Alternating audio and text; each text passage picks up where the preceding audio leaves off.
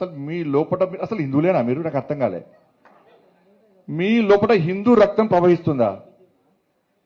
ఇవాళ సర్క్యులర్ చూసినాను, ఇవాళ ఇజ్జత్ పోతే సర్క్యులర్ చూస్తే ఇవాళ ఇప్పుడే ఇచ్చింది, ఇప్పుడు సాయంత్రం ఇచ్చి సర్క్యులర్ ఇచ్చావు. ఏమి ఇచ్చింది తెలుసా సర్క్యులర్? రంజాన్ టైంలో అంటే సాయంత్రం 4 గంటల తర్వాత పోచట వాళ్ళు. నువ్వు రంజాన్కు 4 గంటల తర్వాత వాళ్ళకు ఉద్యోగాలు ఇచ్చిపెట్టి పోతే మాకు ఏమి ఇబ్బంది లేదన్నా. కానీ నా అయ్యప్ప ఏం పాపం చేసిండు? అయ్యప్ప స్వాములు ఏం పాపం చేసిండన్నా? నా అయ్యప్ప ఏం పాపం చేసిండన్నా?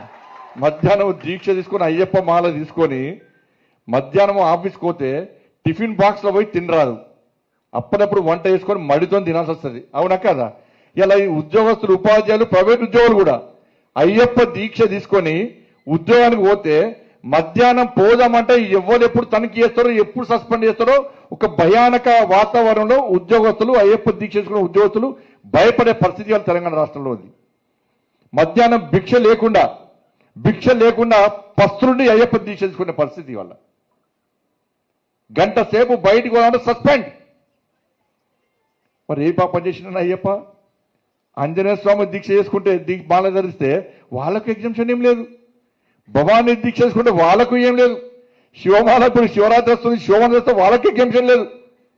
మరి సర్కిల్ ఒక్కరికైనా అంటే హిందువుల పరిస్థితి తెలంగాణ రాష్ట్రంలో బిచ్చ బతికేంది వాళ్ళ హిందువుల పరిస్థితి.